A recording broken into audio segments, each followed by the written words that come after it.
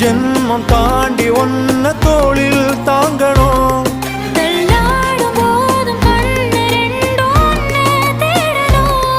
உயிர் விட்டு போகும் அந்த நொடியில் ஓருவம் முன்னால் வரணும்.